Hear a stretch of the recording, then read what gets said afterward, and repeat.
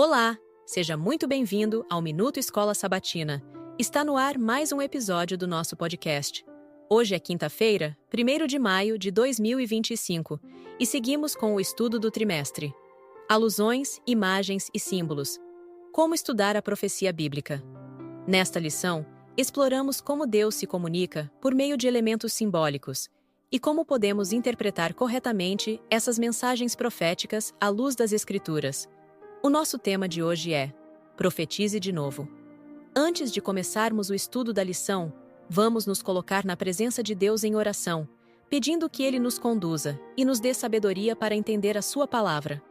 Senhor nosso Deus e Pai, neste momento, nos colocamos em Tua presença com reverência e gratidão. Pedimos que o Teu Espírito Santo nos conduza enquanto estudamos a Tua palavra. Abre o nosso entendimento, fortalece a nossa fé e transforma nosso coração. Que cada lição aprendida hoje nos aproxime mais de Ti e nos prepare para cumprir a missão que nos confiaste. Em nome de Jesus, oramos. Amém. Hoje vamos falar sobre um tema que nos ajuda a entender melhor as raízes da fé que professamos. Um tema que envolve história, propósito divino e liberdade. Você já parou para pensar por que a igreja remanescente surgiu justamente onde surgiu? Teria sido coincidência? Ou um plano cuidadosamente guiado por Deus? Vamos voltar um pouco no tempo, lá pelos séculos 17 e 18. Naquele período, muitas pessoas atravessaram o oceano em busca de algo precioso: liberdade para adorar a Deus de acordo com a própria consciência. Elas deixaram para trás suas terras natais, fugindo das perseguições religiosas e das limitações impostas tanto por governos quanto por instituições religiosas dominantes. Essas pessoas não estavam apenas migrando, estavam respondendo a um chamado. O chamado por um lugar onde pudessem viver sua fé livremente. E foi nesse cenário que o Novo Mundo começou a ganhar importância. Um território que, mais tarde, seria conhecido como os Estados Unidos da América. Agora pense comigo, seria possível o nascimento de um movimento profético tão forte, tão cheio de zelo e fervor, em regiões onde a opressão religiosa ainda sufocava a liberdade de consciência? Humanamente falando, muito difícil. Mas ali, naquele novo território, Deus preparou o ambiente ideal para que sua igreja remanescente pudesse florescer. Um solo fértil de liberdade e oportunidades, não só econômicas, mas espirituais. Ouça Apocalipse, capítulo 10, versículos 1 a 11. Então vi outro anjo poderoso que descia dos céus. Ele estava envolto numa nuvem, e havia um arco-íris acima de sua cabeça.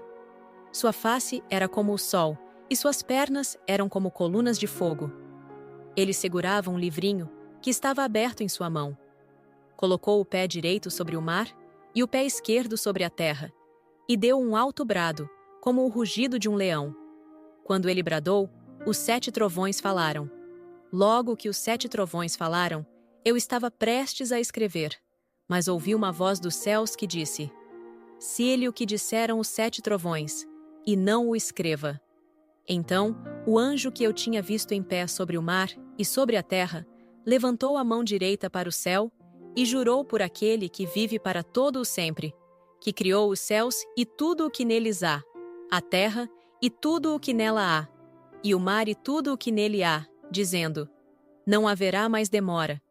Mas, nos dias em que o 7º anjo estiver para tocar sua trombeta, vai cumprir-se o mistério de Deus, da forma como ele o anunciou aos seus servos, os profetas. Depois falou comigo mais uma vez a voz que eu tinha ouvido falar dos céus. Vá, pegue o livro aberto que está na mão do anjo que se encontra em pé sobre o mar e sobre a terra. Assim me aproximei do anjo e lhe pedi que me desse o livrinho. Ele me disse: pegue-o e coma-o. Ele será amargo em seu estômago, mas em sua boca será doce como mel. Peguei o livrinho da mão do anjo e o comi. Ele me pareceu doce como mel em minha boca, mas ao comê-lo, senti que o meu estômago ficou amargo. Então me foi dito: é preciso que você profetize de novo acerca de muitos povos, nações, línguas e reis. Apocalipse, capítulo 10, versículos 1 a 11, que descreve o surgimento do movimento remanescente. Quais elementos relacionados a nações, terra e mar você consegue identificar nesse trecho? E quais são as principais mensagens ou ideias centrais apresentadas nesse texto? Você já parou para pensar no poder de uma voz que grita com urgência? Uma voz que não apenas fala, mas clama com autoridade, como se o céu inteiro estivesse dizendo: agora é a hora. Pois é exatamente isso que encontramos nesse trecho tão especial da palavra. Em Apocalipse capítulo 10, somos apresentados a um anjo poderoso que fala com voz forte. Essa expressão já apareceu outras vezes na profecia, como nos alertas dos 3 anjos em Apocalipse, capítulo 14, versículos 7 e 9, e também no clamor de outro anjo em Apocalipse, capítulo 18, versículo 2. Quando a Bíblia repete algo assim, é como se estivesse sublinhando, grifando em vermelho. Preste atenção. Esse é um momento urgente na história, um ponto de virada. Aqui, Deus está estabelecendo a missão de sua igreja remanescente, aquela que carrega uma mensagem vital para o mundo inteiro. E veja que interessante. Essa missão não é local, não é para um grupo específico. É para povos, nações, línguas e reis. Apocalipse, capítulo 10, versículo 11. É uma mensagem que atravessa fronteiras, que rompe barreiras culturais e fala a toda criatura. E na mão desse anjo, há um livrinho aberto. Esse livrinho remete diretamente ao livro de Daniel, que foi selado por muitos séculos, como lemos em Daniel, capítulo 12, versículo 4. Feche o livro e cele-o até o tempo do fim. Mas agora, no Apocalipse, esse livrinho está aberto. Isso indica que chegamos ao tempo em que as profecias antes ocultas estão sendo compreendidas. O conhecimento se multiplica, e a luz brilha com mais clareza sobre os caminhos de Deus. Outra imagem poderosa é a posição do anjo. Um pé sobre o mar e o outro sobre a terra. Essa postura simboliza algo profundo. Pode nos lembrar que a mensagem de Deus precisa alcançar todo o planeta, tanto o Velho Mundo, como a Europa e o Oriente Médio, quanto o Novo Mundo, como as Américas. E também aponta para a abrangência espiritual. O mar pode representar os povos gentios, e a terra, o povo de Deus. Ou seja, ninguém fica de fora. Essa é uma mensagem para todos.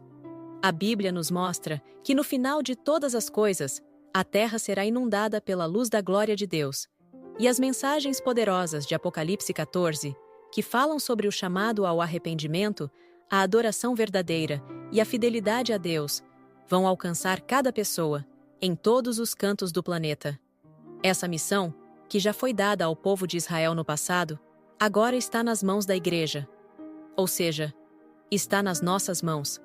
Jesus mesmo disse, em Mateus, capítulo 24, versículo 14, está escrito: "E este evangelho do reino será pregado em todo o mundo como testemunho a todas as nações, e então virá o fim." É isso mesmo. O fim só chega depois que todos tiverem a oportunidade de conhecer a verdade do evangelho. Não estamos aqui por acaso. Fomos chamados para fazer parte dessa grande obra de salvação. E veja só que impressionante o que o profeta Daniel descreveu. No capítulo 2, ele fala de uma pedra cortada sem auxílio de mãos humanas. Uma imagem simbólica, mas carregada de significado. Essa pedra atinge os pés da estátua dos reinos humanos e os despedaça completamente. E ele diz, abre aspas, "Mas, nos dias desses reis, o Deus dos céus estabelecerá um reino que jamais será destruído." Daniel, capítulo 2, versículo 44. Esse reino não será deixado a nenhum outro povo. Ele porá fim a todos os outros reinos e durará para sempre. Isso quer dizer que tudo o que conhecemos como estruturas humanas, governos, impérios, sistemas corrompidos, tudo isso vai passar. Não vai sobrar vestígio das injustiças, das guerras, da dor, da opressão. O que virá depois será o reino eterno de Deus, onde o pecado não terá mais lugar, nem a dor, nem a doença, nem a morte. Querido irmãos, o que tudo isso nos mostra é que estamos vivendo tempos sérios, tempos de decisão. Deus está levantando um povo com uma mensagem que precisa ser proclamada com força e clareza. Uma mensagem baseada na palavra profética, que já não está mais selada, mas aberta, pronta para ser anunciada ao mundo. E essa missão não é de poucos. É nossa. É sua. É minha. Somos chamados a erguer a voz, como o anjo, e proclamar as boas novas do juízo, da esperança e da salvação em Cristo. Essa é a nossa esperança. E é também o nosso chamado. Vivemos em um mundo que clama por esperança, por verdade, por salvação, e Deus nos colocou aqui, agora, para sermos portadores dessa luz. O final da história do mundo não é tragédia, é redenção.